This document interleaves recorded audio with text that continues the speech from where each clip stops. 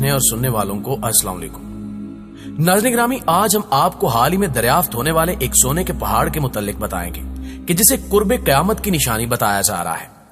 دریائے فرات سے برآمد ہونے والے اس پہاڑ کی حقیقت کیا ہے اور کیا واقعی قیامت قریب ہے، یہ جاننے کے لیے ویڈیو کو آخر تک ضرور دیکھیے گا اور اس قیمتی معلومات کو اپنے دیگر دوستوں کے ساتھ شیئر کرنا ہرگز مت بھولیے گا۔ دوستو، کوہ ارارات کی برف پوش چوٹیوں سے ایک دریا نکلتا ہے۔ یہ وہی ارارات پہاڑ ہے جس کے بارے میں کہا جاتا ہے کہ یہاں سیدنا نوح علیہ السلام کی کشتی طوفان نوح کے اختتام کے بعد آ کر ٹھہری تھی۔ یہ پہاڑ اس سلسلہ ایک کوہ میں واقع ہے جسے آرمینیائی پہاڑی سلسلہ کہتے ہیں۔ اس سلسلے کی سب سے بلند چوٹی ارارات 16,854 فٹ بلند ہے۔ یہاں سے نکلنے والے دریا کا نام فرات ہے۔ اس دریا کے کناروں پر ایک بہت بڑی تہذیب آباد تھی جسے بابل کی تہذیب کہتے ہیں۔ اس کے ایک طاقتور بادشاہ بخت نصر نے یروشلم شہر کی اینٹ سے اینٹ بجا دی تھی، یہودیوں کا قتل عام کیا اور جو کوئی ہنر مند تھا اسے غلام بنا کر اسی فرات کے کنارے لا کر آباد کر دیا۔ سیدنا ابراہیم علیہ السلام سے لے کر آج تک یہ دریا لاتعداد اہم واقعات کا شاہد ہے۔ یہاں قدیم ترین تہذیب میسوپوٹیمیا آباد تھی جو 3000 سال قبل مسیح سے بھی پرانی ہے۔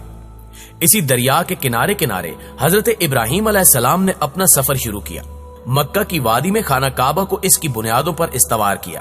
سیدہ ہاجرہ اور حضرت اسماعیل علیہ السلام کے حوالے یہ مقدس سرزمین کی اور خود یروشلم چلے گئے، جہاں آج بھی الخلیل میں ان کا مزار ہے۔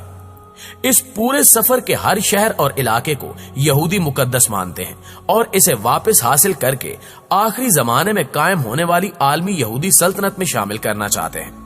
اسی فرات اور دجلہ کے درمیان واقع ڈیلٹا میں قادسیہ کی جنگ ہوئی تھی، جہاں اپنے زمانے کی عالمی قوت ایران حضرت عمر فاروق رضی اللہ تعالی عنہ کے زمانے میں عرب کے بادیہ نشین مفلوق الحال مسلمانوں کے ہاتھوں ذلت آمیز شکست کا شکار ہوئی تھی۔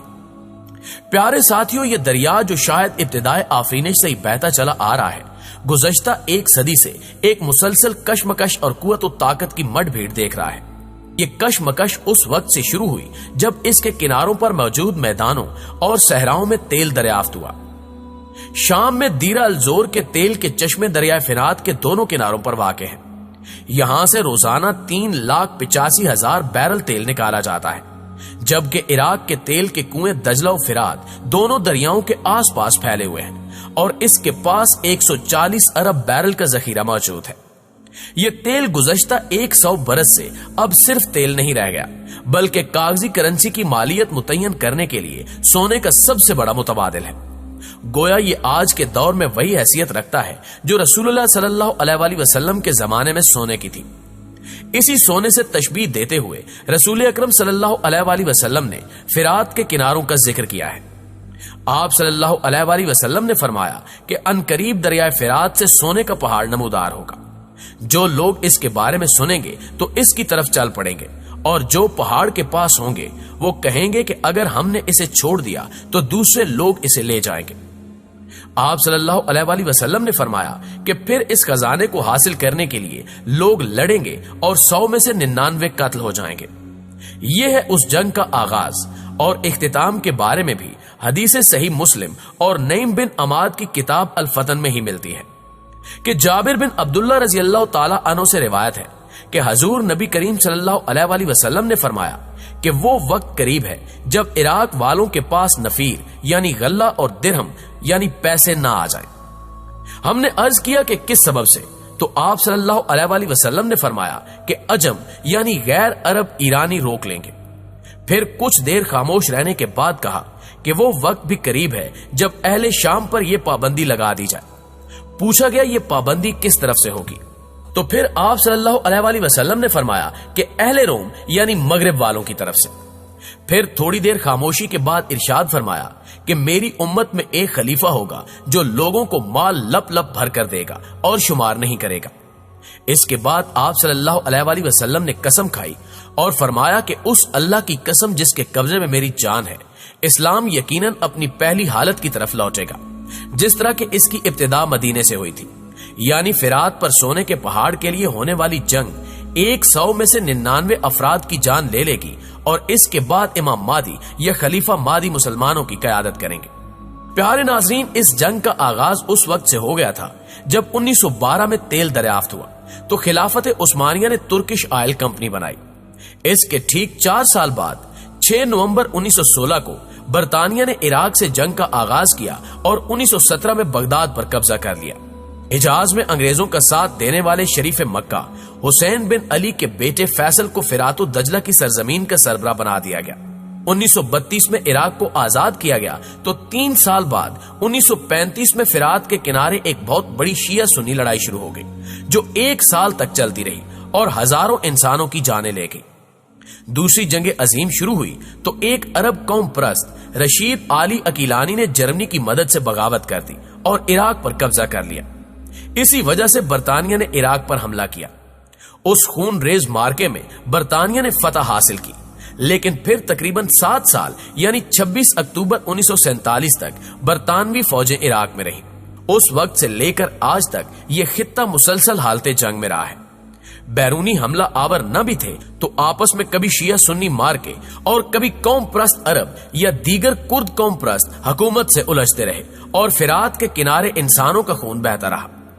इसराइल के साथ भी 2 जंगें हुई, एक 1948 में और दूसरी 1967 में। दोनों जंगों में दरियाए फिरात पर आबाद लोगों ने जिल्लत आमेज शिकस्त खाई। 1980 से 1988 तक चलने वाली ईरान इराक जंग 10 लाख इंसानों का नजराना ले गई। मुअज़्ज़िज़ दोस्तों, सदाम हुसैन का इराक पहले सोवियत यूनियन की सियासत का अखाड़ा था और इसके पड़ोसी ईरान पर खित्ते का अमरीकी थानेदार रजा शाह पहलवी बरसरे इक्तदार था। लेकिन आयतुल्लाह खमीनी के ईरानी इनकिलाब ने पूरे खित्ते में वफादारियों की बिसात उलट कर रख दी। फिरात के किनारे आबाद सदाम हुसैन के इराक ने ईरान को कमजोर जाना और इस पर जंग मुसल्लत कर दी। इस 8 साला जंग में 10 लाख लोग लुक्मे अजल बन गए। जंग खत्म हो गई। सिर्फ 3 साल अमन के गुजरे थे कि अमेरिका ने इराक पर हमला कर दिया। इससे पहले सदाम हुसैन को उकसाया गया कि कुवैत पर कब्जा करो और फिर फरवरी 1991 में इराक की ईंट से ईंट बजा दी गई। जंग में शिकस्त के बाद वहां की शिया और कुर्द आबादी को सद्दाम के खिलाफ बगावत पर उकसाया गया। बदतरीन लड़ाई हुई जिसमें कीमियाई हथियार तक इस्तेमाल किए गए। अक़वाम मुत्तहिदा ने वहां के कुर्दों के लिए एक महफूज इलाका मखसूस किया जिस पर इराक के तैयारों की परवाज मना कर दी गई। इस हद तक पाबंदियां लगाई गईं कि दवाइयां तक रोक ली गईं। एक अंदाजे के मुताबिक 20 लाख बच्चे सिर्फ दवा न मिलने से मौत की आगोश में चले गए। बदनामे जमाना तेल के बदले खुराक प्रोग्राम शुरू हुआ और दुनिया भर का करप्ट माफिया इराकियों का तेल औने पौने दामों खरीद कर इन्हें खुराक बम पहुंचाता रहा। इस सारी सूरत हाल और मुआशी पाबंदी के दरमियान दिसंबर 1998 में अमेरिका और बरतानिया के जंगी जहाजों ने इराक के ठिकानों पर इसलिए हमला कर दिया कि इन्हें शक था कि वहां कीमियाई हथियार मौजूद है। 11 सितंबर 2001 के बाद दुनिया बदली तो फिरात का ये किनारा एक दफा फिर लहू से रंगीन हो गया और आज तक रंगीन है।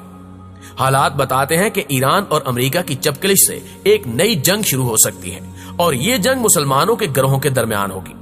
यही वजह है कि रसूल अकरम सल्लल्लाहु अलैहि वसल्लम ने खास तौर पर फिरात के किनारे सोने के पहाड़ पर जंग के सिलसिले में उम्मत को खबरदार किया था और आप सल्लल्लाहु अलैहि वसल्लम ने फरमाया कि जल्द ही वो वक्त आएगा जब दरियाए फिरात में सोने का पहाड़ नमूदार होगा।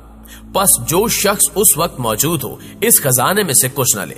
लेकिन शायद हम मुसलमानों में से दोनों ग्रोह बाज ना आए, इसलिए आप सल्लल्लाहु अलैहि वसल्लम ने फरमाया कि सबसे पहले फारिस वाले हलाक होंगे और फिर इनके पीछे अरब वाले। ये भी फरमाया कि इस आग से दूर रहो, इस जंग से अलहदा हो जाओ कि ये सिर्फ मुसलमानों का ही आपस में खून बहाएगी। जी तो प्यारे दोस्तों, ये थी हमारी आज की वीडियो। इस हवाले से आप दोस्तों की राय क्या कहती है कमेंट करके हमारे साथ शेयर जरूर कीजिएगा। इंशाअल्लाह आपसे मुलाकात होती है अगली वीडियो में। तब तक अपना ख्याल रखिए। अल्लाह निगहबान।